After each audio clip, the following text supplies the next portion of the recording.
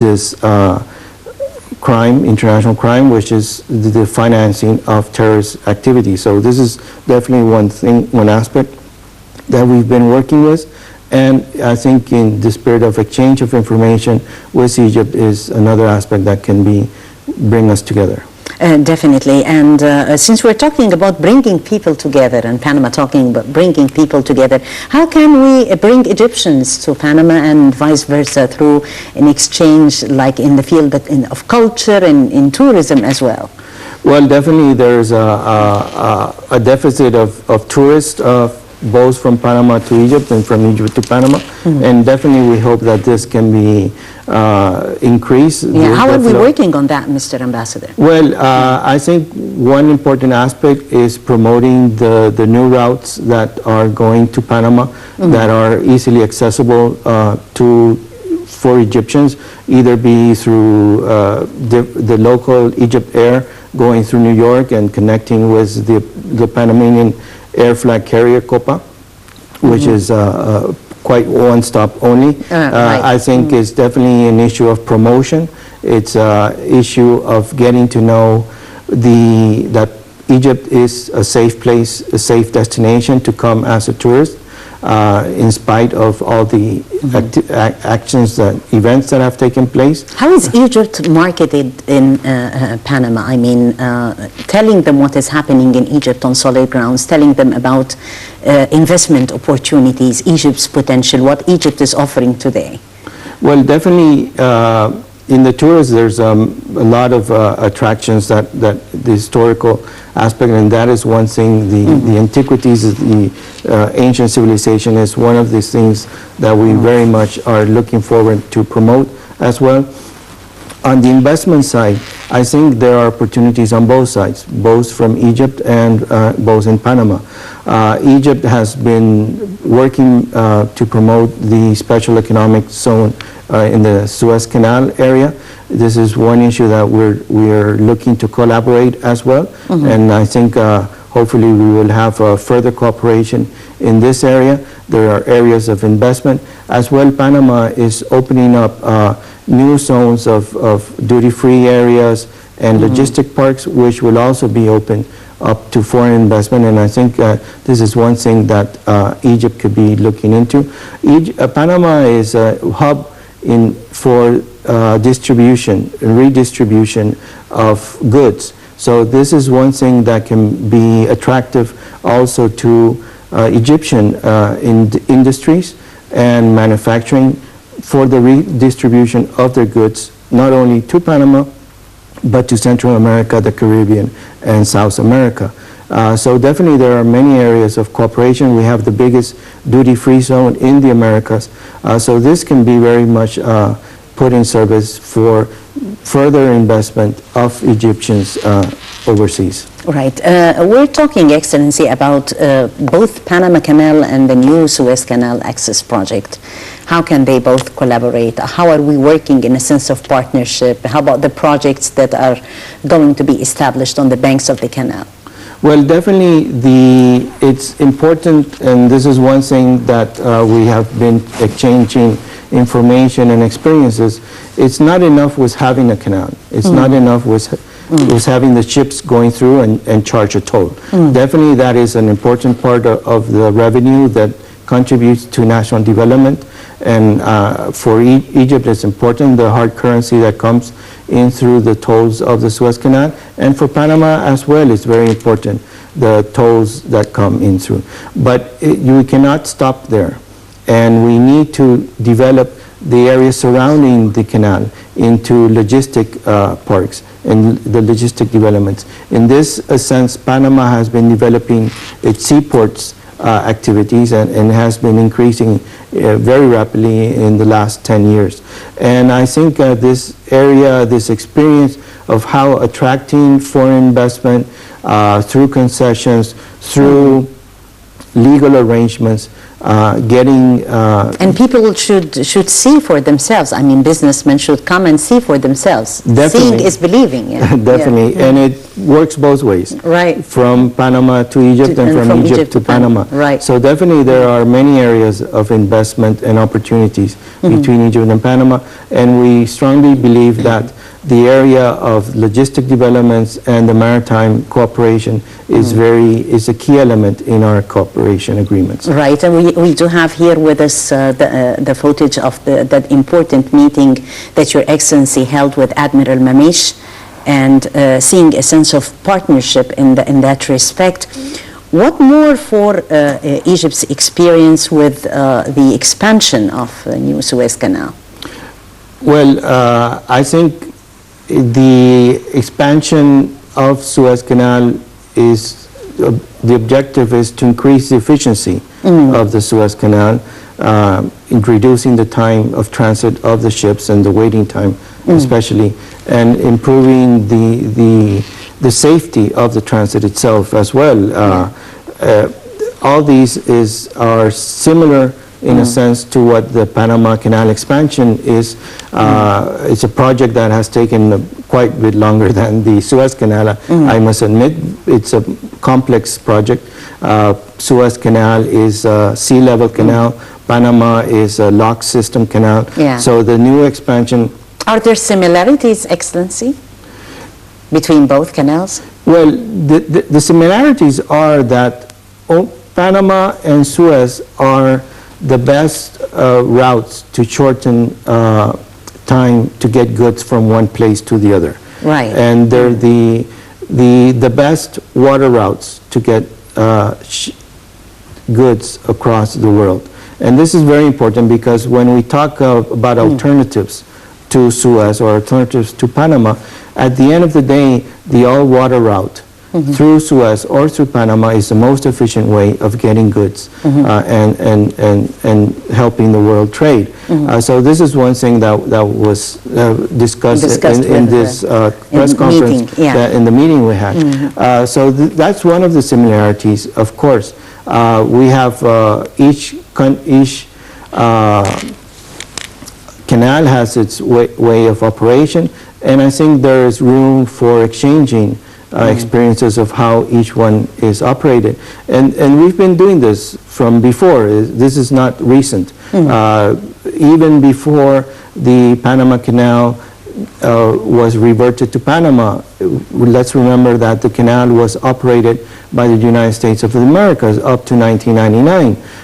It was thanks to a treaty that we signed in 1977 that we recovered the operation and control over the canal and the territory around it. So even at that period of the transition of the returning the canal to Panama, there was cooperation between Panama and Egypt on how Egypt was operating its canal, doing it very successfully after a longer period of taking over and recovering the control of the Suez Canal in Egyptian hands. So we learned from this experience, not only historically, but operatively. So that was very good.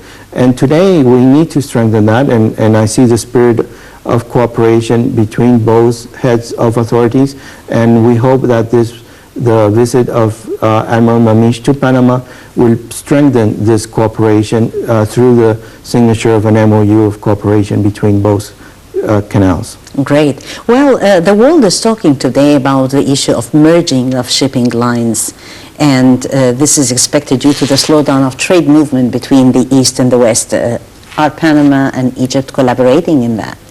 I think the collaboration is exchanging, as I said, information and how each canal is dealing with it. There might be areas of understanding on how to do this, but of course each canal operates differently. Each canal has its own set of regulations and its own set of obligations as well to its board and to its national legislation. But this is an area that is of concern to both Panama and Suez. But so this is why definitely Panama has been doing the expansion to increase the efficiency of the Panama Canal, to increase double the capacity of the canal itself.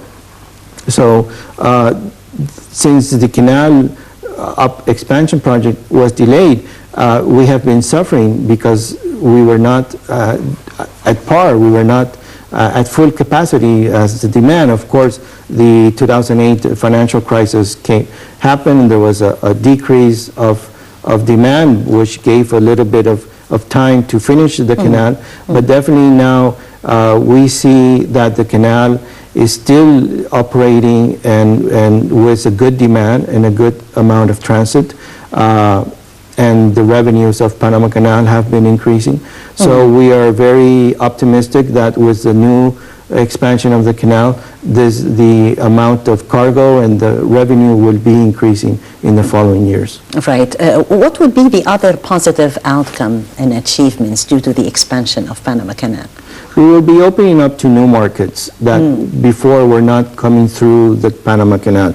What sort of markets, Excellency? We're talking about shipping markets, right, and transits. The Panama Canal, in the case of container cargo, which is one of the two more profitable vessels that transit through the canal, has a limited capacity of approximately 4,000 TEUs. With the new expansion of the canal, we can be able to accommodate ships up to 14,000 TEUs. So it's almost 3 times capacity. So we will be bringing some of the cargo that uses other routes to go to, especially east coast of the U.S. or U.S. itself in general. Many of that cargo comes in through the west coast, through California and other ports on the west coast, on the Atlantic, on the Pacific coast of the U.S. Some of that cargo, because it will be more efficient, more cost efficient, I should say, goes through Panama. This will be very important. But there are totally new areas that do not go through Panama because of the size limitation. And we're talking about tankers with petroleum products, oil itself, which would not be able to... What sort of alternatives were found for those? Well, they were either taking the multimodal transportation system or pipelines through the west coast or going the long way. And did it affect the passage in the first place? Well, they did not go through Panama in the first place because they were too big. So now that we're expanding, we will be able to accommodate medium-sized tankers. Right. Not the big super oil tankers that some come through or many come through Suez, because we still don't have that capacity, that size capacity, but we will be able to accommodate medium-sized tankers. And one segment that is totally new is the area of LNG, which is the liquefied natural gas, that we have been, as you know, has been found new deposits in the Gulf of Mexico, in the southern part of the U.S. and part of Mexico. So that there's a new source of energy of that there is a demand in Asia. So the new expansion canal of Panama will be able to accommodate very large gas carriers that would not be able to go in the previous canal. So we're opening up to new segments in the maritime segment. Plus, in addition, we're opening a diversification strategy, which is something that Egypt has been doing and has been promoting very much now with the economic zone of the Suez Canal. And that means developing new seaports, in addition to the ones we already have. The Panama Canal Authority has just launched an international tender for the development of a seaport up to a capacity of 5 million TEUs, which will be a great addition to our capacity of handling cargo through Panama. We're talking about a distribution and storage terminal for LNG, which is this new segment that will go through the canal, and the development of new logistic parks that hopefully will add value to the goods that are going through Panama, either for redistribution through other areas. All right. Excellency, if we're talking about other fields of cooperation with Egypt, and we're talking about genetic engineering, for instance. Well, yes, this is one area that we've been discussing at the Agricultural Ministry, and exchanging of information and research that has been going on in this field. And hopefully this can be of mutual benefit for both the research capacity that Panama has been developed in the last few years and the needs of Egypt. And as well, Panama has also been benefiting from the training that the Egyptian International Agricultural Agency has been giving to Panamanians that travel every year to Egypt for training. So there's a good area of cooperation in the agricultural field. Is there a sense of cooperation also in the field of research? Because if I understand that there is training, then there is research as well. Yes. And about scientific research as well. Scientific research that has been developed in Panama and has been shared with the Egyptian side, yes. Yeah. How about also the area of reducing pollution? Is there an agreement in that respect? Egypt benefiting from Panama's agricultural experiences, particularly in reducing agricultural pollution? Well, this is obviously an area that we can cooperate between both countries. And the area of climate change definitely is one area that is of quite interest to both countries and to Panama, that we've participated very actively in the last Paris conference. And definitely the pollution that comes from agricultural activities and the emission of CO2, this is one thing that we are very keen to work to reducing and sharing this experience. Right. We've seen footage from from Panama Canal, and here are the historic moments of launching the new Suez Canal. You know, a very important project for the future, for the youth. How about the youth engaged in both countries in such important projects or milestones happening? Is there a program in that area? Well, I think one of the basic things that the expansion project that took over 7, almost 8 years was the creation of employment. And employment at different levels, both at the technical level, at labor level, and at engineering level. So this is definitely one thing that benefited the youth of Panama and helps the lowering the unemployment rate in Panama. Panama, for the couple of years, we've had a very low rate of unemployment, and this has been thanks to our dynamic economy that has been growing at very good rates in the last years. Last year we closed close to 6% of GDP growth. This year we're hoping, and all the forecasts will be above 6%, but we had been growing in an average of 8% in the last 5-6 years, reaching very good levels of rate of 11%. So this means economic development, means more employment, means an active economy. It means offering a possibility for the youth that studies, that gets a profession, that learns a trade, to find a job and to be productive members of society. So definitely that is one big area of contribution towards the youth. Which has to be complemented by social activities and I guess social the field programs. of education is also linked. Well, education, definitely you need good education for them to be able to access what the jobs that the new global economy... Prepare them for the labor market. For the labor market, and not the traditional labor market, but the new globalized economy. The needs of the different market for today. And this is one area that we've been working with, and we've been learning from different countries, not only university professions, but vocational training, which is also very important. We are focusing on vocational training also in that respect, and we are under the President's leadership, we're encouraging the youth for leadership, because this is very important, you know, when you coach them so that they would be able to sail by themselves. Right, putting on ideas out of the box. Mr. Ambassador, talking about Ramadan, and this is the second Ramadan for you in Egypt, right? Yes, this is my second period of Ramadan. I arrived a little bit over a year ago to Cairo.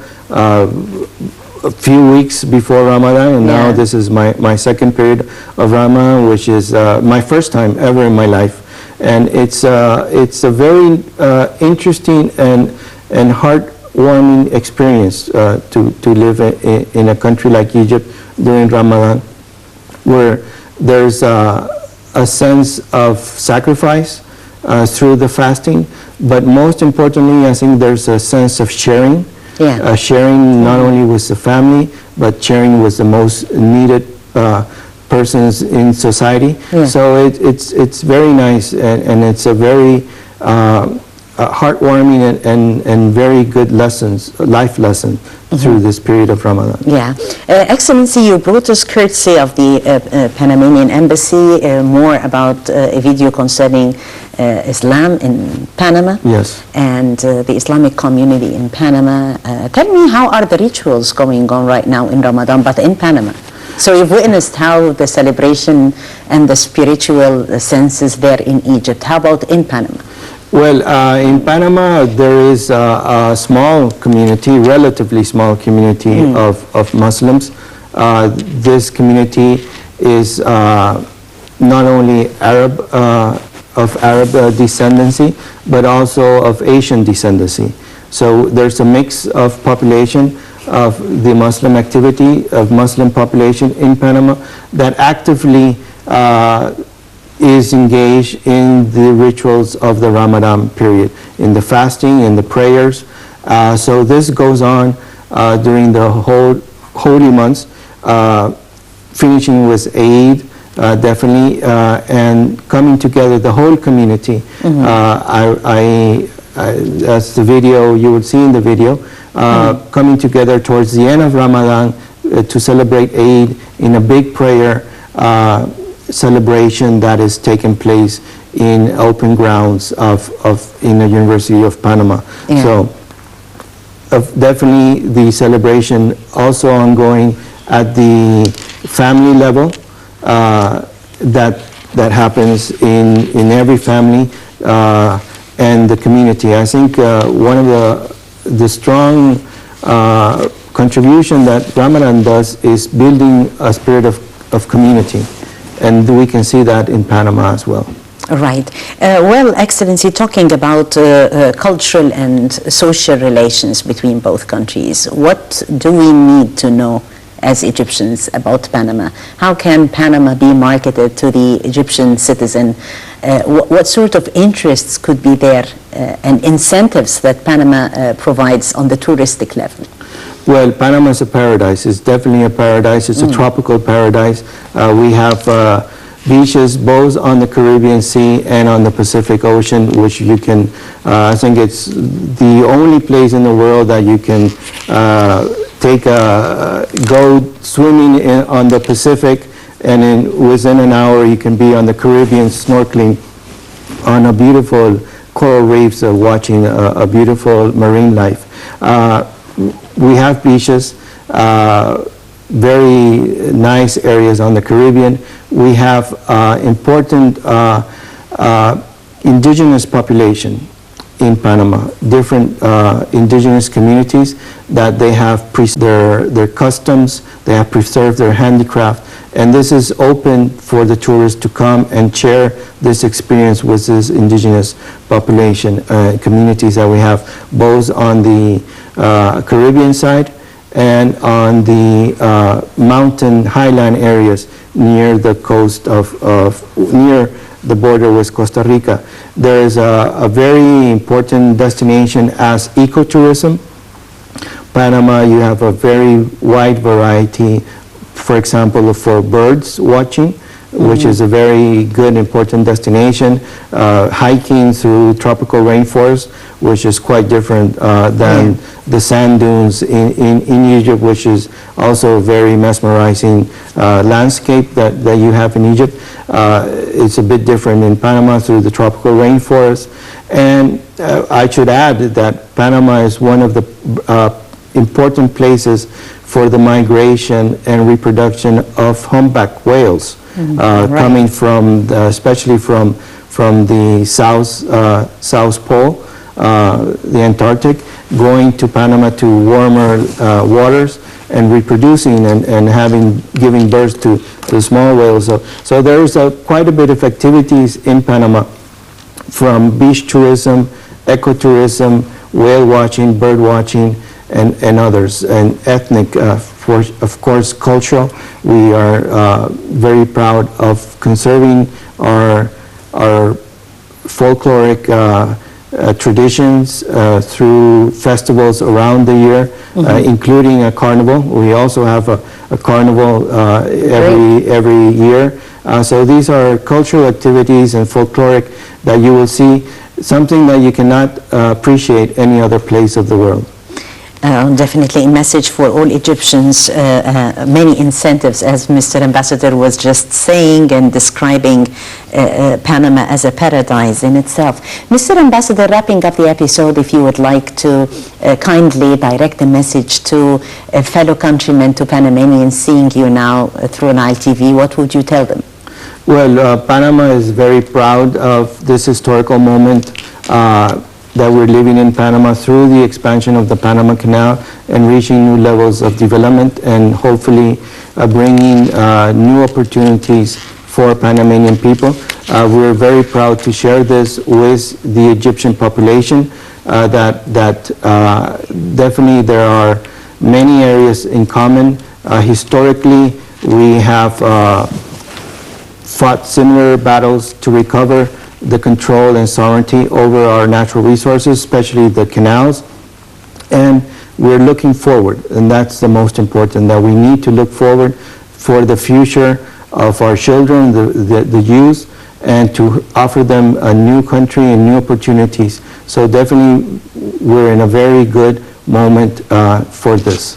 Definitely, we are in a very good moment and looking forward. The sky is the limit in our relations, and forward ever, Egypt and Panama.